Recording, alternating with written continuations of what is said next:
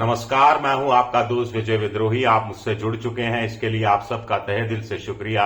अगले 8-10 मिनट में आपसे जुड़े रहने की कोशिश करूंगा। तो जो हरियाणा में हुआ वो बढ़ चढ़कर महाराष्ट्र में हुआ, जो महाराष्ट्र में हुआ वो और भी ज्यादा बढ़ चढ़कर बिहार में हुआ। तो क्या अब बंगाल में भी वही होगा जो बिहार में हो चुका, जो महाराष्ट्र में हो चुका, जो हरियाणा में हो चुका? ममता बनर्जी परेशान लगती हैं। ममता बनर्जी ने अपने किले को अब तक बचाए रखा है। चाहे लोकसभा चुनाव हो, चाहे विधानसभा चुनाव हो, वो बड़ी मजबूती से बंगाली अस्मिता के नाम पर कब्जा किए हुए है बंगाल पर। लेकिन सर से वो डर रही हैं, सर से पैर तक डर रही है ममता, सर से, एसआईआर से।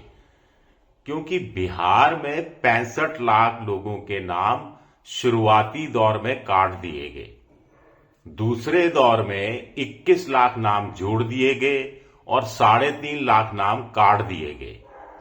तो 65 लाख किन किन के काटे गए, फिर 21 लाख किन किन के जोड़े गए, फिर 3,66,000 के आसपास किन किन के अतिरिक्त रूप से काट दिए गए।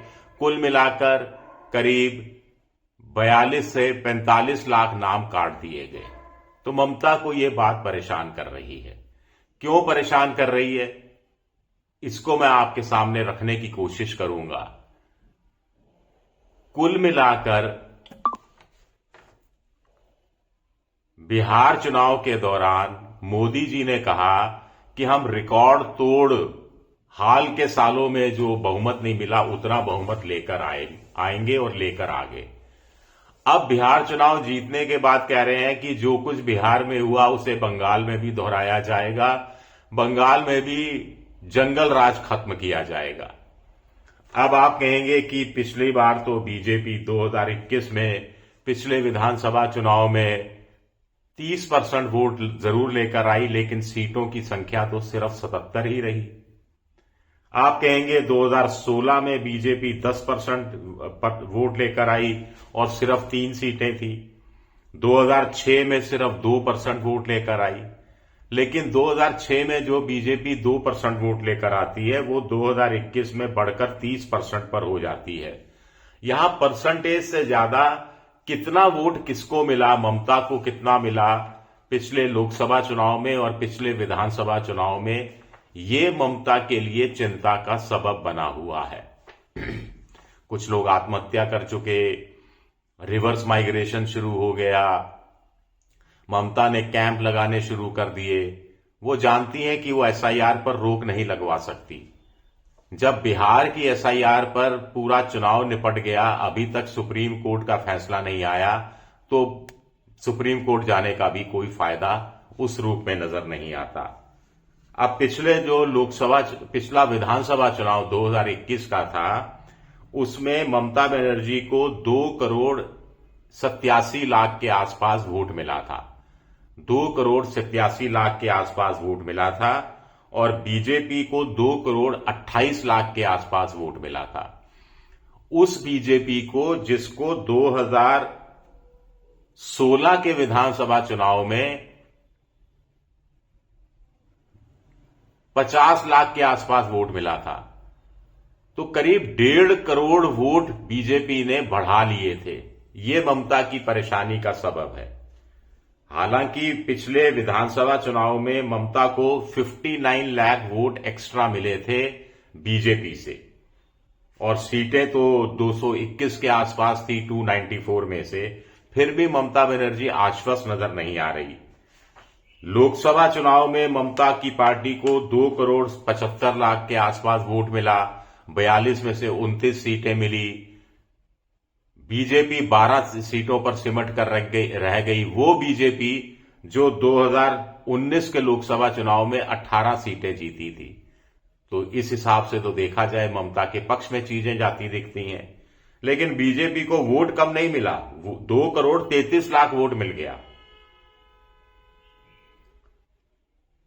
और ममता और बीजेपी के बीच में जो फर्क था वो 42 लाख वोट का ही रह गया। 2021 का विधानसभा चुनाव और 2024 का लोकसभा चुनाव, ममता के वोट करीब करीब 13 लाख घट गए, बीजेपी के वोट करीब करीब 6 लाख बढ़ गए और 42 लाख का जो डिफरेंस है वोट का वो ममता को परेशान किए हुए है, क्योंकि बिहार में भी 42 लाख का आंकड़ा सामने आया, महाराष्ट्र में भी 42 लाख का आंकड़ा सामने आया। तो कुल मिलाकर क्या सारा खेल, आप कहेंगे लोकसभा चुनाव में तो करीब 60 लाख है, तो 60 लाख का आधा ही चाहिए बीजेपी को, तो 30 लाख का वोट अगर इधर इधर हो गया, 30 लाख वोट, तो कहानी क्या पलट जाएगी? ये अपने आप में एक बड़ा सवाल उठता है। ममता अपनी तरफ से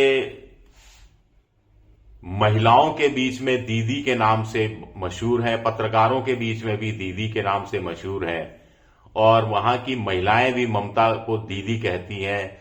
महिलाओं के लिए जो काम नीतीश कुमार ने या मोदी जी ने देश भर में किया है या बिहार के लिए नीतीश ने किया, उतना या उससे कहीं ज्यादा ममता करती रही है। तो वहां से उनको डिगाना मुश्किल नजर आता है।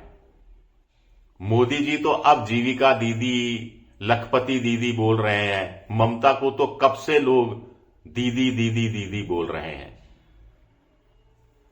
और गांव का गरीबी का माहौल है, ऐसे में ममता एक ममतामयी चेहरे के साथ नजर आती हैं। इस बार कितना फायदा मिलेगा, कितना फायदा नहीं मिलेगा, लेकिन बीजेपी की नजर इस समय पश्चिम बंगाल में है और वो नीति रणनीति बनाने में लगी है। इसमें एसआईआर की क्या भूमिका होगी ये देखना तो दिलचस्प होगा, लेकिन ममता अगर आइडेंटिटी पॉलिटिक्स करती है तो बीजेपी हिंदुत्व और विकास के कॉकटेल को सामने रखती रही है। 80,000 बूथ हैं। श्यामा प्रसाद मुखर्जी बंगाल के थे, बंगाल की संस्कृति में रचे बसे थे, भारतीय जनसंघ के संस्थापक थे। ये कहकर बीजेपी इस बार बड़ा पिच करना चाहती है, क्योंकि ममता बंगाल के चुनाव को बाहरी बनाम बंगाल की बेटी के रूप में प्रस्तुत करती रही है।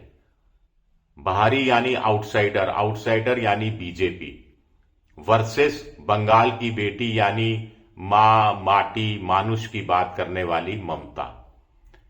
ये जो तोड़ इसका बीजेपी अभी तक निकाल नहीं पाई है, लेकिन अब बीजेपी क्या इसका तोड़ निकालने में कामयाब हो जाएगी? वो नीति रणनीति बनाएगी या एसआईआर का उसको फायदा होगा, ये तो आने वाला वक्त बताएगा।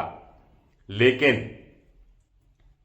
बीजेपी ने जय मां काली, जय मां दुर्गा का उद्घोष करना अभी से शुरू कर दिया है। भूपेंद्र यादव को जिम्मेदारी सौंपी गई है, उनके दौरे शुरू हो गए हैं। बीजेपी को लगता है कि इस बार स्थानीय नेता उनके पास बहुत हैं। पहले बाहर से नेता आकर चुनाव प्रचार करते थे तो वो कनेक्ट नहीं हो पाता था। कोई चेहरा मुख्यमंत्री का बीजेपी सामने नहीं रखेगी, ममता मुख्यमंत्री का चेहरा है, तो चेहरा वर्सेस चेहरा ना हो जाए, तो ममता के सामने मोदी नाम का एक चेहरा होगा और सामूहिक नेतृत्व होगा। इसका तोड़ ममता को निकालना होगा। वामपंथी दलों, कांग्रेस से वो दूरी बनाकर रखती रही हैं।